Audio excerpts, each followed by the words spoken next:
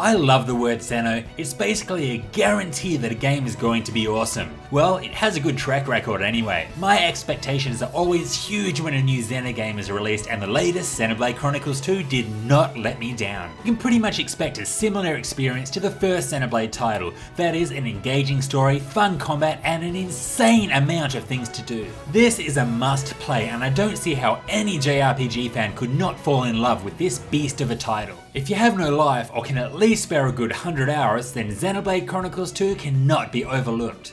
So, what's it all about? The game takes place in Allrest, a world covered in a sea of clouds. Because of this, its people have been forced to live on giant creatures called Titans. But apparently the Titans have no issue with this. Personally, I'd be pissed off if a colony of ants decided to live on my back. You play the role of Rex, who makes a living salvaging items from the bottom of the Cloud Sea. Things start to get interesting when Rex is recruited to use his salvaging skills for a mysterious mission with a bunch of drivers. And would you believe it, drivers don't actually drive automobiles. They are warriors capable of fighting with blades in battle. And blades, they are not actually sharp metal objects. They're basically weaponized life forms that come from crystals. After arriving at their destination, Rex finds a young girl in stasis and an odd sword with a glowing crystal. Okay, I'm gonna stop here because what happens next is pretty awesome. You should experience it for yourself. The story starts strong and continues to build until the very end. There are many excellent moments and some awesome fight sequences where I couldn't help but cheer like a little schoolgirl.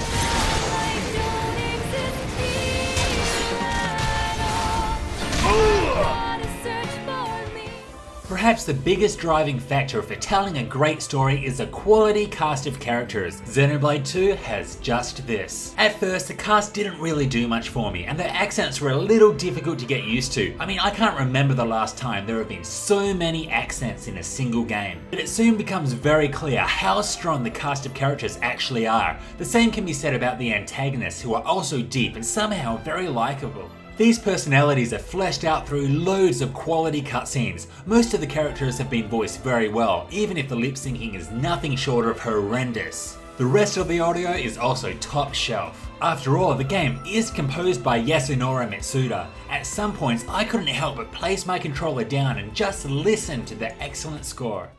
For me, the best part of Xenoblade Chronicles 1 was the exploration. Few games have ever pulled this off so well. Xenoblade Chronicles 2 easily matches the brilliance in this area, providing the player with loads of highly detailed, breathtaking locations to explore. I mean, just look at it. The environments are nothing short of beautiful. I would cheat on my wife with this scenery. Not only this, but each Titan is completely different, and each will take at least 10 hours to fully explore. Yeah, as expected, there is so much to do in this game. Finding all of the secret areas, completing the side quests, defeating the unique monsters, maximizing the strength of your blades, and raising the level of each settlement will take ages. It's really rare to find a game with such a mix of wanting to progress the story but also wanting to explore. Honestly, I can't remember the last time I put so many hours into one single playthrough, but I have no regrets. Time well spent.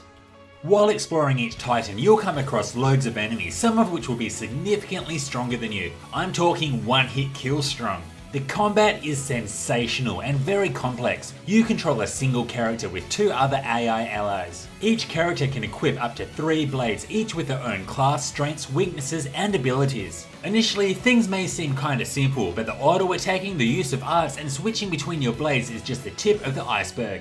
You'll soon be introduced to specials, team combos, and chain attacks, which when used correctly will unleash insane amounts of damage. They are also awesome to watch. There is a lot to this system, and mastering each and every aspect will take a long time, but fortunately this complicated system is introduced in baby steps. 3 thumbs up for the combat system. My only issue was that the tutorials that explain these mechanics can't be revisited.